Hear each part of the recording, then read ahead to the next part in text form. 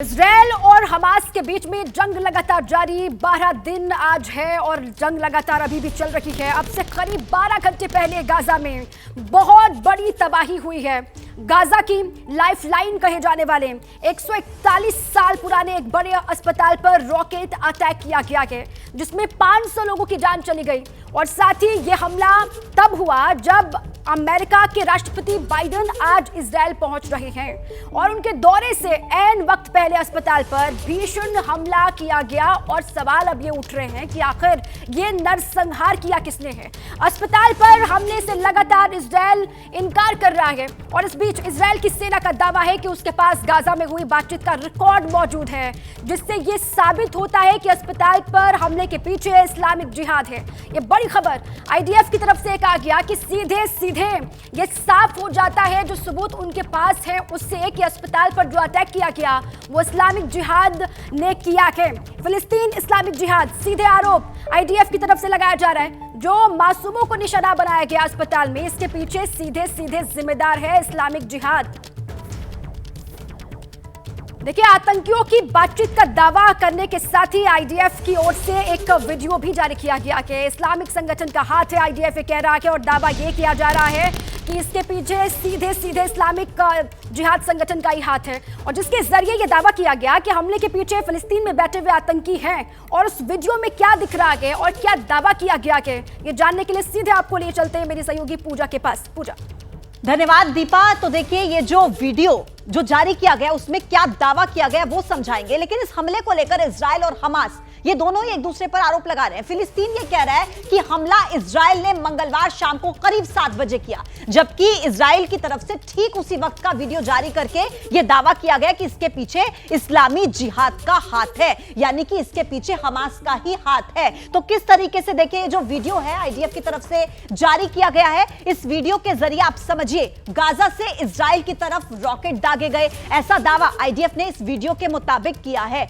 ये आप देख सकते हैं रॉकेट, और ये देखिए रॉकेट दागने का दावा आईडीएफ कर रहा है। हालांकि दोनों एक दूसरे पर आरोप लगा रहे हैं, क्योंकि इजराइल की तरफ से यह कहा जा रहा है कि इसके पीछे इस्लामी जिहाद का हाथ है, और देखिए हमास की तरफ से कहा गया कि जो रॉकेट है ये इजराइल की तरफ से दागे गए। लेकिन इस बीच आईडीएफ ने यह वीडियो जारी किया, और इस वीडियो में आप ये रॉकेट देख सकते हैं। इसके जरिए ये दिखाते हुए दावा किया गया है आईडीएफ की तरफ से कि गाजा से इस्राइल की तरफ रॉकेट दागे गए हैं। अब आपको सीधा दीपा के पास लेकर चलते हैं। दीपा, देखिए, इजरायल ने भले ही दावा किया हो वीडियो जारी करके कि उसका हाथ नहीं है इस हमले के पीछे, लेकिन सवाल बहुत उठ रहे हैं। दूसरी ओर हमास ने अस्पताल में जो नरसंहार हुआ है उसके लिए सीधे आरोप लगा दिया है इजरायल पर, जिम्मेदार बताया है इजरायल को। इजरायल की ओर से जिस इस्लामिक जिहाद नाम के संगठन पर उंगली उठाई गई है उसने भी हमले से पल्ला झाड़ लिया है। देखिए, अब आरोपों की जंग किस तरीके से शुरू हो गई है इजरायल, हमास और इस्लामिक जिहाद के बीच में। हमास से कह रहा है कि इजरायल ने हमला किया, अटैक किया है, एक अस्पताल को निशाना जहां पर मासूम रह रहे थे वहां पर अटैक किया है इजरायल ने। इजरायल ये कह रहा है या तो हमास ने अटैक किया या फिर इस्लामिक जिहाद ने हमला किया है, जहां पर 500 लोगों की जान चली गई। सोचिए आप, बहुत सारे सवाल, कौन इसके पीछे जिम्मेदार है। आइए आपको कुछ सवाल हैं जो खड़े हो रहे हैं इस हमले के बाद, वो आपको बता दें। आखिर इस हमले का जिम्मेदार कौन है, हमास, इजरायल या फिर इस्लामिक जिहाद, कौन है इसके पीछे। हालांकि सवालों से बचने की कोशिश की जा रही है तीनों की ओर से ही। हमने अटैक नहीं किया, इजरायल ने यह कहा, इस्लामिक जिहाद ये कह रहा है कि हमने नहीं मारा, और साथ ही हमास कह रहा है कि हमले में हाथ नहीं है हमारा। तीनों ही ये कह रहे हैं कि हमने नहीं किया यह अटैक, एक दूसरे पर आरोप मढ़ते हुए दिखाई दे रहे हैं। अब देखिए, ग्राउंड जीरो पर आपको लिए चलते हैं। हमारे 2 वरिष्ठ सहयोगी हमारे साथ जुड़े हुए हैं। जगविंदर पटियाल हमारे साथ जुड़े हैं, साथ ही अभिषेक उपाध्याय भी हमारे साथ जुड़े हुए हैं। वहां पर ताजा सिनेरियो क्या है, किस तरीके से वहां पर अभी भी जो युद्ध है वो और भी भयावह होती हुई दिखाई दे रही है। सबसे पहले जगविंदर पटियाल का ही रुख कर लेते हैं। जी जगविंदर। देखिए दीपा, 2 बातें इंपॉर्टेंट है। इस वक्त यहाँ पर अश्केलोन में हूं मैं, बॉर्डर एरिया का इलाका है, और 8:30 बज रहे हैं सुबह के। कल जब आप 7 बजे हमले की बात कर रहे हैं, उस वक्त मैं जहां से टैंक्स का मूवमेंट था और टैंक से सारी बमबारी हो रही थी, कल मैं रात तकरीबन 8:30 बजे तक उसी इलाके में था।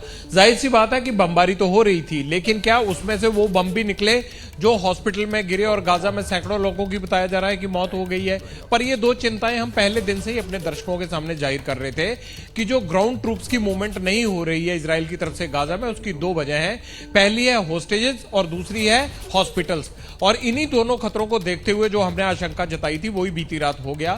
सैकड़ों लोगों की जान चली गई है। अब सवाल ये उठ रहा है कि एक तरफ जो बाइडेन के दौरे का दिन है, तो दूसरी तरफ हॉस्पिटल में जिस तरह से ये लोगों की मौत हुई है, उसके बाद सवाल ये उठ रहा है कि क्या इजराइल के हमलों में हॉस्पिटल्स को भी निशाना बनाया जाने लगा है। हालांकि इजराइल ने साफ इनकार किया है और वो ये कह रहा है कि कुछ बम बारूद और ये सारा सामान जो हॉस्पिटल्स के आसपास या उसकी बेसमेंट्स में जमा किया गया था, उसमें एक रॉकेट फटने की वजह से ये पूरे हॉस्पिटल में विस्फोटक सामग्री में जो है धमाका हो गया और उससे ये सारी जानें चली गई। लेकिन सवाल एक है कि युद्ध कितना विध्वंसक होता है, उसकी तस्वीर अब साफ होती जा रही है। फिलहाल इजराइल के गाजा बॉर्डर से जो ग्राउंड ट्रूप्स और टैंक्स का मूवमेंट है वो अभी गाजा की तरफ नहीं हुआ है। तो इंटरनेशनल कम्युनिटी का कितना प्रेशर पड़ता है, ये आगे बढ़ते हैं नहीं बढ़ते हैं, ये आने वाले दिनों में तय हो जाएगा। लेकिन जो बड़े देशों की अमेरिका, इजराइल, ईरान, चीन और रूस, इन तमाम चीजों को लेकर ये अपनी अपनी इनकी जो है वो गुटबंदी ध्रुवीकरण हो रहा है। बिल्कुल, कल जो हुआ उसके बाद से अब बहुत सारे सवाल भी खड़े हो रहे हैं और इजराइल पहुंच रहे हैं अमेरिका के राष्ट्रपति जो बाइडेन। ऐसे में बहुत सारे सवालों का जन्म कल के हमले के बाद से हो रहा है। अभिषेक का रुख कर लेते हैं। अभिषेक, ये मिस फायर या फिर टारगेटेड अटैक, सीधे सीधे यही सवाल खड़ा हो रहा है। और अगर जानबूझकर ये हमला किया गया तो किसने किया, उसको लेकर ही सवाल सबसे पहले। दीपा, अभी कुछ देर पहले एक बयान जारी किया है आईडीएफ की ओर से, जो इजराइल डिफेंस फोर्स है, उनका कहना है कि ये हमारा नहीं है। उन्होंने एक क्रेटर शब्द का इस्तेमाल किया है कि हमारा जो अटैक होता है वहाँ एक क्रेटर बनता है और यहाँ पर वो भी नहीं बना है इस अटैक में। तो तमाम सारे वो अपने तर्क रख रहे हैं और उनका वो बाकायदा वीडियो भी जारी किया गया है उनकी ओर से कि ये हमास की ओर से ही किया गया है। अब देखिए किया एग्जैक्टली किसने है ये डिस्प्यूटेड है, ये दोनों ओर से क्लेम किए जा रहे हैं, इसलिए उस पर नहीं जाते हैं। लेकिन हाँ, इसके इम्पैक्ट पे जरूर बात करनी होगी, इसका इम्पैक्ट क्या पड़ने जा रहा है। और मुझे बार बार ये लग रहा है कि ये जो अटैक हुआ है, जिसने भी किया है, ये तो बाद में सामने आएगा। ठीक है अभिषेक, लौटेंगे आपके पास और गेस्ट भी हमारे साथ है, उनका भी रुख करेंगे। लेकिन इस वक्त राहुल गांधी कांग्रेस सांसद प्रेस कॉन्फ्रेंस कर रहे हैं, आपको सीधे लिए चलते हैं। इंटरेस्ट नहीं है। There is a story in the Financial Times, one of the preeminent financial newspapers in the world, where they are clearly stating that Adani and the mysterious coal prices. Mr. Adani buys coal in Indonesia, and by the time the coal arrives in India, its price doubles, and he has taken approximately 12,000 crores from the pockets of the poorest people in India. Our electricity prices are going up, बिजली के दाम बढ़ते जा रहे हैं और अदानी जी over invoicing करते हैं, पैसा गरीबों की जेब से लेते हैं. He takes money from the poorest people. Interesting question to me. The Financial Times has a huge story. This story would bring down any government. This is direct theft by a man who has been protected again and again and again by the Prime Minister of India.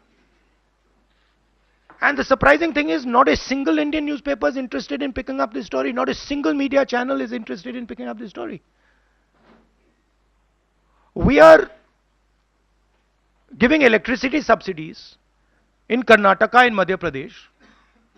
And while we are giving electricity subsidies, Mr. Adani is over-invoicing coal and stealing directly from the people of India. And I don't understand why the Prime Minister doesn't comment on this. This cannot happen without the protection of the Prime Minister of India. It is impossible. So the question is, why is there no action being taken on this gentleman? Now, I have a CEC meeting, so if you have a couple of questions on this topic, because I would like you not to distract from this topic. So if you have a couple of questions in this topic, I'm happy to answer them.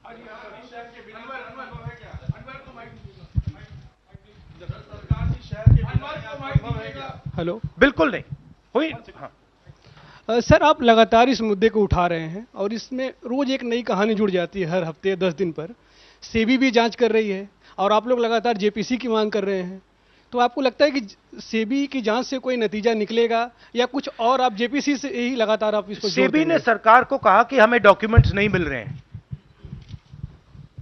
SEBI सरकार के से कहती है हमें documents नहीं मिल रहे, मगर इन लोगों को डॉक्यूमेंट्स मिल रहे हैं। फाइनेंशियल टाइम्स को सारे डॉक्यूमेंट्स मिल गए और हमारी यहां पे सेबी कह रही है हमें डॉक्यूमेंट्स नहीं मिल रहे हैं। तो साफ मामला है, हाईएस्ट लेवल ऑफ गवर्नमेंट से प्रोटेक्शन है, प्राइम मिनिस्टर का प्रोटेक्शन है। 32,000 करोड़ रुपए क्लियरली प्रूवन है। इसमें मतलब ये प्रूफ है, इसमें ये मतलब ऐसे नहीं बोल रहे हैं, सारा डॉक्यूमेंटेशन है इनके पास, मगर कोई एक्शन नहीं। और इस बार तो हिंदुस्तान की जनता की जेब से चोरी किया जा रहा है। बिजली बिल जब आप पंखा चलाते हो, गरीब लोग पंखा चलाते हैं, ट्यूबलाइट चलाते हैं, तो याद रखिए जब आप बटन दबा रहे हो, जैसे ही आप बटन दबाते हो, ये जैसे मैंने अभी ये स्विच दबाया, वैसे अदानी जी के जेब में पैसा जाता है। और करवा कौन रहा है? अदानी जी की रक्षा कौन कर रहा है? हिंदुस्तान का प्रधानमंत्री। तो याद रखिए, हिंदुस्तान का युवा अब याद रखिए, जैसे ही आप स्विच दबाते हो, चाहे वो बल्ब हो, पंखा हो, बिजली का पंप हो, याद रखिए अदानी जी के जेब में सीधा पैसा जा रहा है और अदानी जी की रक्षा नरेंद्र मोदी कर रहे हैं। 32,000 करोड़ रुपए तो हमने दिखा दिया है, पता नहीं और कितना है। सर, क्या संसद में या आगे कैसे इस मसले को राहुल जी आप लोग उठाएंगे? नहीं, हम उठा रहे हैं, और ये मसला सिर्फ हम नहीं उठा रहे हैं, ये मसला अब फाइनेंशियल टाइम्स ने उठाया है, अलग अलग देशों में इंक्वायरी हो रही है, लोग सवाल पूछ रहे हैं, मगर हिंदुस्तान में कुछ नहीं हो रहा। हिंदुस्तान में बिल्कुल ब्लैंक चेक दिया हुआ है अदानी जी को, जो भी वो चाहते हैं, electricity, power, ports, airports, agriculture, जो भी वो करना चाहते हैं कर सकते हैं, कोई इन्वेस्टिगेशन नहीं होगा। भाइयों और बहनों, 32,000 करोड़ रुपए, ये नंबर आप याद रखिए, और आस्ते आस्ते ये बढ़ता जाएगा, क्योंकि ये आखिरी कहानी नहीं है, ऐसी बहुत और आएंगी। बढ़ता जाएगा। और याद रखिए, जब आप बिजली का प्रयोग करते हैं, अदानी जी ओवर इनवॉइसिंग करके आपके जेब में से पैसा निकाल रहे हैं। हर यूनिट में आपसे पैसा लिया जा रहा है।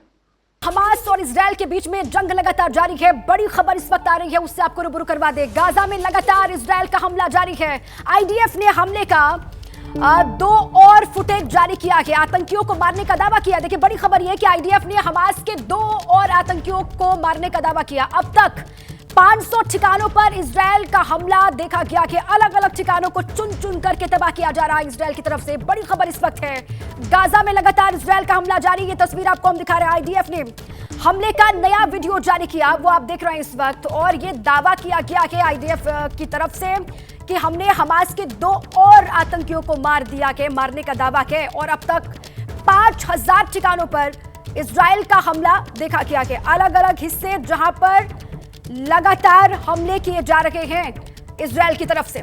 और हमारे साथ खास मेहमान भी लगातार बने हुए हैं, उनसे आपका परिचय एक बार फिर से करवा दें। हमारे साथ हैं मेजर जनरल राजन कोचर साहब, डिफेंस एक्सपर्ट हैं, स्वागत है सर। और मेजर जनरल संजय मैस्टर हमारे साथ हैं, डिफेंस एक्सपर्ट, और साथ ही दीपक वोरा सर हमारे साथ है, एक्स डिप्लोमेट। सबसे पहले राजन कोचर सर, आप ही का रुख कर रहे हैं। जिस तरीके से कल अटैक हुआ है सर, उसके बाद तो आप एक अलग दिशा में ये युद्ध बढ़ता हुआ नजर आ रहा है। सवाल ये उठ रहे हैं कि इसके पीछे कौन होगा, हमास, इजराइल या फिर इस्लामिक जिहाद, जिस पर आरोप सीधे सीधे इजराइल लगा रहा है। आपको क्या दिखाई दे रहा है सर? देखिए, एक रिस्पॉन्सिबल आर्मी, जो मैं एक्चुअली समझता हूँ इजरायली डिफेंस फोर्सेस एक रिस्पॉन्सिबल फौज है, वो कभी भी ऐसे टारगेट्स पे अटैक नहीं करेगी। और मुझे आप एक चीज़ बताओ कि अगर उसने एक हॉस्पिटल पे अटैक किया है तो उसको इसका क्या इसको फ़ायदा मिलेगा इस लड़ाई में, ये जो क्या गेन मिलेगा उसको एक हॉस्पिटल के ऊपर अटैक करने के लिए और इतने सारे लोगों को मारने के लिए। सो मैं पूरा सहमत हूँ जो उनका spokesperson rear admiral Daniel Hagari से जो स्टेटमेंट दिया है उसमें काफ़ी तथ्य है और उनके पास एक एविडेंस भी है, इंटेलिजेंस, उनके पास इंटरसेप्ट्स भी हैं जो प्रूव करते हैं कि ये पैलेस्टीनियन जिहाद का ही इसमें रोल है। और दूसरा एक जेनीवा कन्वेंशन के हिसाब से भी अगर आप आर्टिकल 1, 2, 3, 4 पढ़ेंगे उसमें भी ये प्रोहिबिटेड है और कोई भी रिस्पॉन्सिबल आर्मी ये ऐसा अटैक नहीं करेगी। और इजराइल जानता है कि इस अटैक के बाद अगर इजरायली आर्मी ने किया होता तो उसके रेपरकशंस क्या होंगे और उनकी जो छवि है और ये कॉन्फ्लिक्ट और आगे इसको कैसे उनके लिए खराब हो जाएगा, ये सारे जो भी आपके इंडिकेटर्स हैं ये आपको देखने चाहिए। उसके बाद ही हम इस कंक्लूजन पे निकल सकते हैं कि ये एक इजराइल आर्मी का अटैक है और ये प्रोपेगेंडा वॉर है। आपने रशियन यूक्रेन वॉर में भी देखा कि कितना उसमें वेस्टर्न प्रोपेगेंडा उसको चला था और यहाँ पर भी हम एक प्रोपेगेंडा वॉर अपना देख रहे हैं। और आपके जो रिपोर्टर्स हैं जो वॉर जोन से भी रिपोर्ट कर रहे हैं, हम उनका एनालिसिस भी सुन रहे हैं। इसीलिए इसको अभी इस स्टेज पे बोलना कि इजरायली डिफेंस फोर्सेस का काम है, आई थिंक ये प्रीमेच्योर है। ये एक उनको इसको सेटबैक एक्चुअली देने की कोशिश कर रहे हैं। और इसका मिलिट्री एम और पॉलिटिकल एम इजराइल का क्या है? आज इजराइल ने 3 टाइम्स पैलेस्टीनियंस को मार दिया जितने इजरायलीज मरे थे। और अल्टीमेटली अगर आप हमास के पीछे जाएंगे उसको सेग्रीगेट करना बहुत मुश्किल होगा पॉपुलेशन से। इसीलिए अब मुझे ऐसा लगता है बाइडेन उधर गए हैं अभी इसको बोलने के लिए इजराइल को कि आप अपना जल्दी से जल्दी अपना ऑफेंसिव को खत्म कीजिए। और मुझे भी ऐसा लगता है कि ग्राउंड ऑफेंसिव शायद इनका टेक ऑफ नहीं होगा, इससे क्या हासिल, प्रेशर पड़ेगा। ठीक है, प्रेशर पड़ेगा। और ऐसे आखिर इजराइल क्यों करेगा, इससे क्या हासिल होगा आप कह रहे हैं? इजराइल हमास के बीच में जो जंग जारी है उसी पर आपको हर एक अपडेट हम दे रहे हैं। बहुत बड़े मोड़ पर ये जंग आती हुई दिखाई दे रही है। एक और जंग को आज 12 दिन हो गए हैं। आप देख रहे हैं लगातार 11 दिनों से जंग जारी, आज 12वां दिन है और 12 दिनों में करीब 5000 लोगों की मौत हो चुकी है। 4 तस्वीरें मेरे इर्द गिर्द आप देख रहे हैं। 500 लोगों की मौत बीती रात एक झटके में हो गई जब गाजा की लाइफलाइन कहे जाने वाली 141 साल पुराने एक बड़े अस्पताल पर रॉकेट अटैक किया गया। ये हमला तब हुआ जब आज अमेरिका के राष्ट्रपति जो बाइडेन इजराइल पहुंच रहे हैं और उनके दौरे से ऐन पहले अस्पताल पर भीषण हमला हुआ है। ये हमला इस जंग का रुख बदल सकता है, ये भी कहा जा रहा है। महायुद्ध का बटन दब सकता है। इसके साथ ही एक बड़ी खबर और अपडेट के साथ आपको दे दें, गाजा में अस्पताल पर हमले पर बड़ी खबर है। रूस के पूर्व राष्ट्रपति दिमित्री मेदवेदेव बोले हैं ये हमला जघन्य सैन्य अपराध है, हमले के लिए अमेरिका जिम्मेदार है। अब सीधे सीधे अमेरिका को कटघरे में खड़ा किया जा रहा है रूस की तरफ से। बड़ी खबर, गाजा में अस्पताल पर हुए हमले पर यह बड़ी जानकारी है। रूस के पूर्व राष्ट्रपति हैं दिमित्री मेदवेदेव, वो कह रहे हैं कि यह हमला जघन्य सैन्य अपराध है और इसके लिए क्योंकि इजराइल के समर्थन में खड़ा है अमेरिका, तो अमेरिका पर सवाल उठाए जा रहे हैं और सीधे इसके लिए जिम्मेदार अमेरिका को बताया जा रहा है रूस के पूर्व राष्ट्रपति की तरफ से। हर एक जानकारी आपको हम दे रहे हैं। इसी बीच में एक और बड़ी खबर है और इसके लिए सीधे आपको लिए चलते हैं पूजा के पास। जी पूजा, बाइडेन के इजराइल दौरे पर यह बड़ी जानकारी हमें मिल रही है। दीपा, यूएस नेशनल सिक्योरिटी प्रवक्ता ने बयान दिया है नेतन्याहू से कड़े सवाल कर सकते हैं जो बाइडेन। ये देखिए बड़ी जानकारी, जो बाइडेन आज पहुंचने वाले हैं इजराइल और उनके दौरे को लेकर यह अपडेट है कि यूएस नेशनल सिक्योरिटी प्रवक्ता का एक बयान सामने आया। नेतन्याहू से कड़े सवाल कर सकते हैं जो बाइडेन, इसे समझना होगा क्योंकि ध्यान रहे जब पहले भी जो बाइडेन की तरफ से यह बात कही गई थी कि गाजा को पूरी तरीके से कब्जा करना यह एक बड़ी गलती होगी। अब यह बयान सामने आ रहा है कि नेतन्याहू से बड़े सवाल, कड़े सवाल कर सकते हैं जो बाइडेन। जी दीपा, बिल्कुल, देखिए बहुत सारे सवाल खड़े हो रहे हैं और रूस ये कह रहा है कि इस हमले के पीछे सीधे हाथ है अमेरिका का। संजय सर का रुख कर लेते हैं। संजय सर, जो रूस के पूर्व राष्ट्रपति कह रहे हैं कि जो अटैक हुआ उसके पीछे अमेरिका के सीधे सीधे, अब इसके क्या माने सर? देखिए, पहली बात जो रूस बोल रहा है, रूस से ही पलटवार ये पूछना चाहिए यूक्रेन में जितने भी हॉस्पिटल्स पे वो क्या नाम है गिराए गए हैं, इतने कैजुअल्टीज हुए हैं, वो क्या अमेरिका ने किया? रूस को जवाब पता है। ये सब डबल स्टैंडर्ड्स हैं, ये जितने भी सुपर पावर हैं। दूसरा मैं ये बोलूँगा, ये जो इसकी बात कर रहे हैं हम, ये हॉस्पिटल की, मेरा इसमें एनालिसिस ये है, देखिए हर चीज़ ज़िंदगी में या किसी भी फौज में होती है एक इरादे, मकसद या इंटेंट से। क्या इंटेंट हो सकता है? ये हॉस्पिटल को गिराने का इंटेंट किसका है ये साफ दिखता है। ये सूट किसको करता है? ये सूट हमास को करता है और ईरान को। अब मैं ईरान क्यों बोल रहा हूँ, कल शाम को ईरान से स्टेटमेंट्स निकले हैं टॉप लीडरशिप से कि हमारा रेजिस्टेंस फोर्स अब छोड़ेगा नहीं और पूरी मुस्लिम वर्ल्ड एक यूनाइट हो जाएगी। और तीसरा उन्होंने एक और चीज़ बोलेगा कि अब कुछ क्षण में कुछ ऐसी चीज़ हो रही है जो दुनिया को हिला देगा। ये इनका स्टेटमेंट है। तो इससे कुछ लीड्स मिलती हैं, तो हो सकता है कि ये वहां से हुक्म मिला था। ठीक है सर, आप ये कह रहे हैं कि चरित्र तो हमास का है इस तरीके से अटैक करने का। दीपक सर जल्दी से छोटा सा कमेंट सर। आभारी हूं ma'am, thank you very much कि आपने मौका दिया बातचीत करने का। बाकी दो जनरल साहब सब कुछ कह चुके हैं। इजराइल को क्या फ़ायदा होगा, फ़ायदा नहीं होगा, नुकसान ही होगा।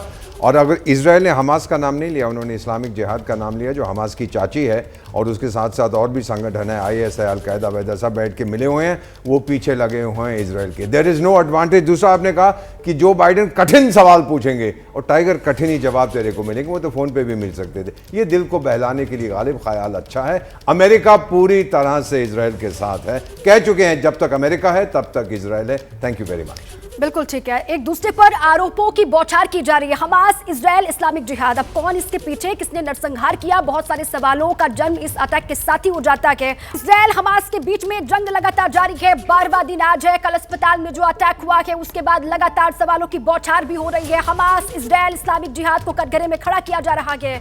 इसी बीच एक बड़ी खबर है और बड़ी खबर के लिए सीधे आपको ले चलते हैं पूजा के पास। देखिए, गाजा में जो अस्पताल पर अटैक हुआ उसके बाद दुनिया के अलग अलग देशों से कड़ी प्रतिक्रिया सामने आ रही है। मुस्लिम मुल्कों समेत कई देशों में इजराइल के खिलाफ जोरदार प्रदर्शन हो रहा है। हमास और इस्लामिक जिहाद की तरफ से हमले के लिए इजराइल को जिम्मेदार ठहराया जा रहा है, जबकि इजराइल की तरफ से हमले से साफ इनकार किया जा रहा है। इजराइल ये दावा कर रहा है कि सब फिलिस्तीन में बैठे आतंकियों ने ही अंजाम दिया है।